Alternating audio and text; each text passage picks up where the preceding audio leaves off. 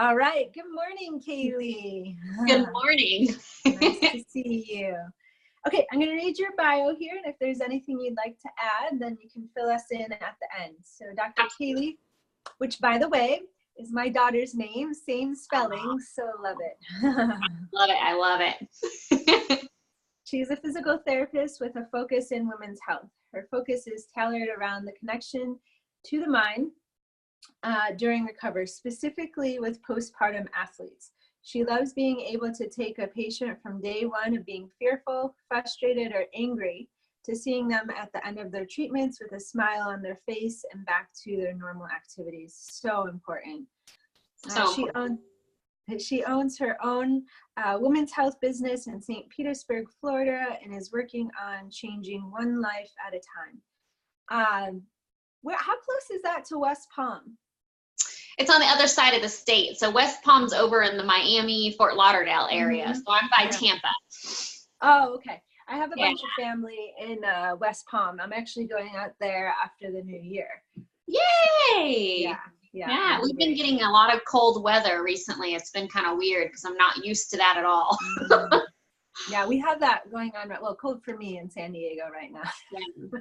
I know, cold for me. That's a good way to say it. Yeah, I know. I get it though.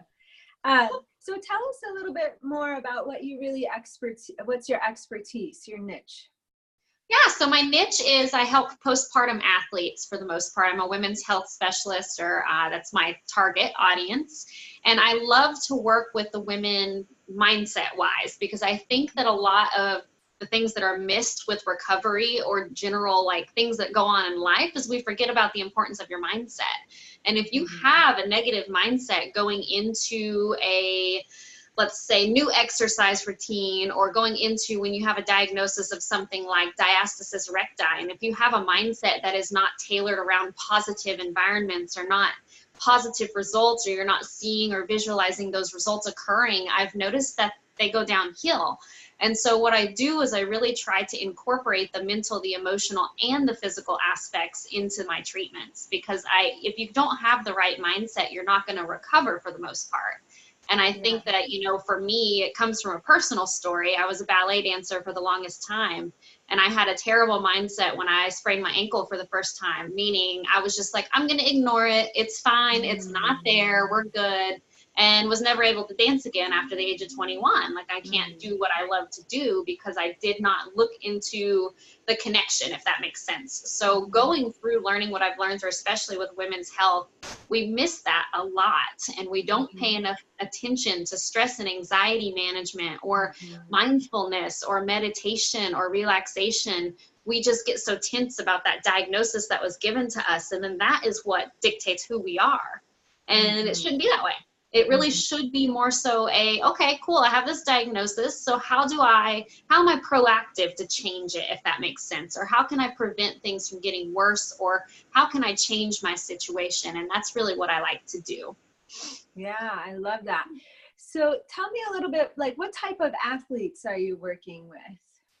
Yeah, so I see lots of runners, and I see a lot of patients who work in CrossFit, and really just any athlete, to be honest. Ultimately, I've seen a variety of dancers and CrossFit runners, swimmers, all kinds of good stuff. So, well, let's take an example, I guess, to make it more real life for people listening. If you have that female runner and she injures her, let's say, low back or hip. What's a very common mindset problem that you work with her? So typically what I find with my runners is they have that pain and they ignore it initially, but when they finally get to that point where they're like, ugh, something's going on, I should probably get that checked out. Yeah. Then they're more on that, they're fearful. I don't want to go to a PT, or I don't want to go to a doctor, or anybody that's going to tell me I can't run. Yeah. They're afraid, I'm not going to stop.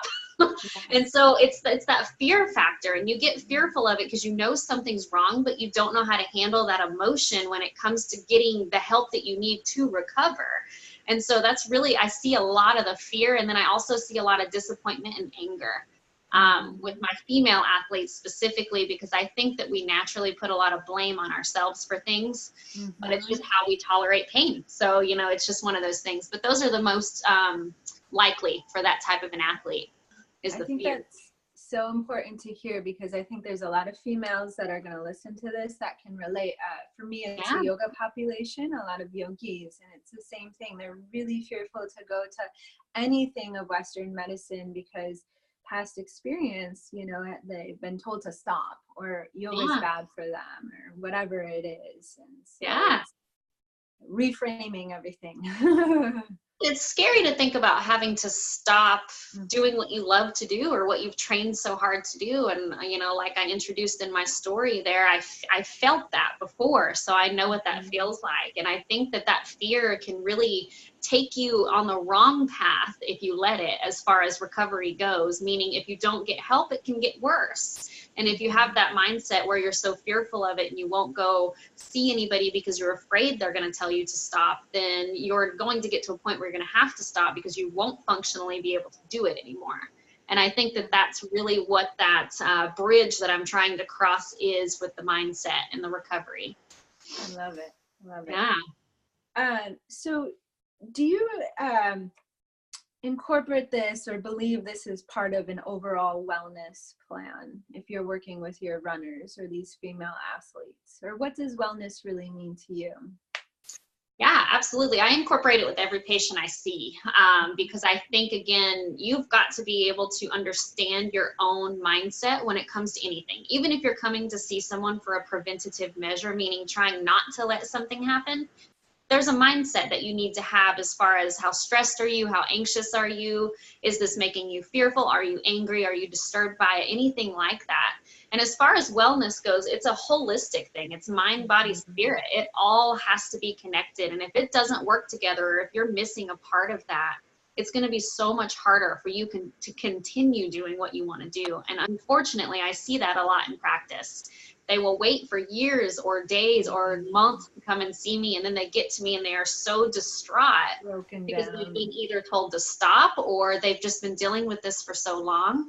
And the first thing I start with is mental relaxation techniques. What is this making you feel like? I by no means am a counselor. I will refer to one if I need one, but it does start with knowing what you feel and why you feel that way. Because if you're feeling angry and you don't know why, that's going to hinder you from being able to get across that mental block, if that makes sense for recovery. Yeah, no, that's so great. Not a lot of practitioners do that, but like you said, it can really block the healing path. So, what's the biggest really impact tip you find yourself giving to a lot of your clients? Biggest impact tip is taking time for yourself. Meaning, we go and we exercise and we go and we do all of these amazing things that we do. We're moms, we're working, we're building businesses, we're doing all of this stuff, but very rarely do I talk to someone and say, do you spend 5 minutes a day in meditation, journaling, relaxation, whatever it might be? Most of them say, no, I don't have time for that. And that is the biggest tip that I give is, start with 5 minutes, quiet, silence, and just feel what you feel. Think about what you think about, focus on your mindset and see, because it's life-changing if you can learn how to change those negative thoughts into positive thoughts, because that's going to make your entire day, your entire recovery, and everything in life so much easier and so much better. And it doesn't have to start with 2 hours. It can start with 5 minutes. And that's really like the first thing I catch myself saying almost to anyone that I'm dealing with that needs, relaxation training or just any help with recovery is 5 minutes. That's all I ask. Just sit in silence for a second, feel what you're feeling. If it's knee pain, feel what that knee pain feels like. If it's, chest pain, arm pain, whatever it is, like think about it, you know what I mean? And understand that you're feeling that. And then start thinking about why you're feeling that. Because if you're not in tune with your body, it's very hard to figure out the cause. And I find a lot of times when we deal with that mental aspect of things and we get you calmed down and we figure out what those emotions are, you progress so much quicker through that recovery, because now you know why you feel that way and now you know where that's coming from. So 5 minutes. Also, it's a lifelong skill that can carry through their life, help them for future. So they recognize like maybe another hint of a injury, you know, and they're able to take action right away instead of waiting for those Absolutely. spells. Yeah. I listened to this podcast just yesterday through Rachel Hollis. You know her. She wrote the book Girl Wash Your Face, and she had a beautiful analogy to what you were just describing. She said, imagine you were a vase with these beautiful flowers, and you had some water in there, but the vase was depleted, but you still wanted to give to others. So the only way that you could give that water to others was to tip the vase. And she said, eventually, if you keep tipping the vase, tipping the vase, tipping the vase, it's gonna fall and shatter. And so then you're broke, you're not able to help others. She goes, but if you stand up tall, open yourself to receiving the water, eventually, if you keep receiving, then that water will overflow and naturally it'll spill out to help others. And I loved it. It was very beautiful. That's really beautiful. And it's just so important to think about to everyone, you know, is if you don't work on yourself, what good are you to everyone else? And I think, you know, we've all had instances where we go to bed or we wake up and we're just mentally and emotionally exhausted because all we do is give. And if you think about it, if you just start with 5 minutes a day, that's that water, like you were talking about, you're receiving now into yourself to be better for those that you're serving, to be better for the ones you're giving to, and you're going to be stronger for it. Absolutely. I love that analogy. Yeah. I need that on the poster. Yeah, exactly. I know. Yeah. She'll have to make like a GIF or something. She has a very talented social media team. Yeah, absolutely. She does. So what's your biggest challenge that you find yourself having to overcome as a business owner? As a business owner, my biggest challenge is probably the leaving work at work type thing, if that makes sense. Yeah. I am constantly thinking about ways to be better, ways to give better, ways to better serve. And I have a very hard time stepping away to do my 5 minutes a day initially. And I'm just being completely transparent. I do it. I do my best as far as trying, but yes, I still struggle with it because when I sit down, I automatically have hundreds and thousands of thoughts. And then I don't sleep at night because I have all of these thoughts. And so that to me is the biggest struggle. And based on reflection and things, like I know it's a positive and a negative at the same time because of the compassion that I'm able to give to my clients, because I'm an extremely compassionate person. But it's also that I'm not refilling enough into myself. So 2019 has some big goals for that as far as being able to focus a little bit more on self-building too. So yeah, definitely stepping away. So relatable. Oh, yeah. And I'm excited to see what happens in 2019 for you.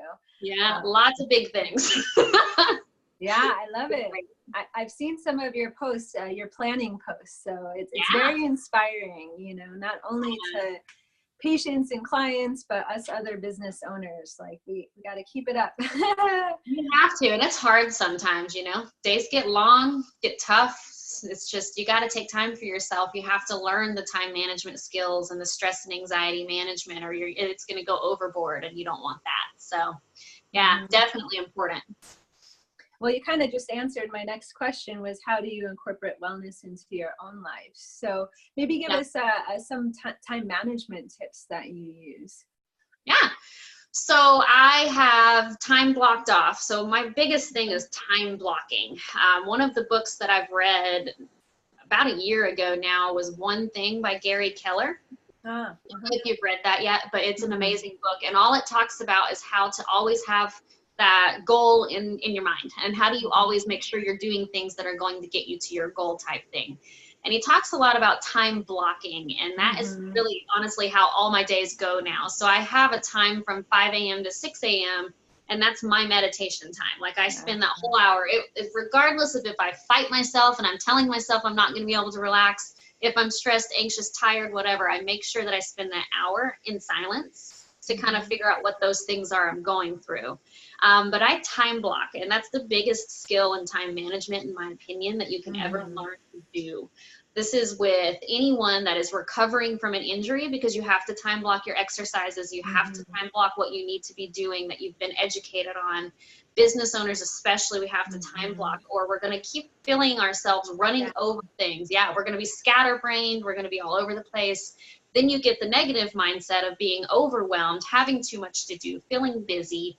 I don't like that word busy a whole lot, because it's just, you know, we don't have to be busy if we're doing everything that we need to be doing, and if we're using our time wisely, because you don't have any less time than anybody else in the world has. So what's the difference in the person next to you who has successfully reached all of their goals and ourselves? You know what I mean? So it's the time management key that is so important. And I would also recommend that if you are a business owner, to spend a specific amount of time a day on your business, just focusing on it. That's it. Yeah. Whether it's goal writing, whether it's content creation for social media, you have to sit down with it every day and not just say, oh, I'll do it when it's time to do it, you know? No, you have to time block it. You have to time block it. Can't tell you how many fails it took me to get that. Yes, me too. Me too. I'm much better about it. I'm still working on time blocking like other things, but I've now got time for the business in there. Yeah. So. And you have to do it. Absolutely. And time blocking for family and your own exercise routine and your own relaxation. Like, people make fun of me because I time block my breaks. Able to get so much done is because it's all there. I know what I'm doing. I have, you know, priorities. And another thing that I do that I found extremely helpful is we all have to-do lists, right? And they're like 20, 30 things almost every day for most of us. Pick 3 of them and highlight them every single day and focus on those 3 things that day. Once you complete them, absolutely, if you feel like you can, go on to the next day. But keep working on those 3 things, and you're going to notice your mind is going to revert to, it's going to feel positive going towards whatever it is you're trying to accomplish. And then you're not going to feel overwhelmed, because even though you have 30 things on your list, you only have 3 highlighted. And then you accomplish those 3 and you feel much better. Yeah, I totally agree. If I have a long list, I look at it and I freeze, and then I don't end up doing anything. But if I have those 3 things, I'm like, oh, okay, I did something. You can do it. Well, how do you start if you have 30, right? It's like, oh my gosh, what do I do? Yeah, you have to prioritize. Time block and prioritize. You can do it. Yeah, those are big takeaways. Yeah. Any other parting words of wisdom for this morning?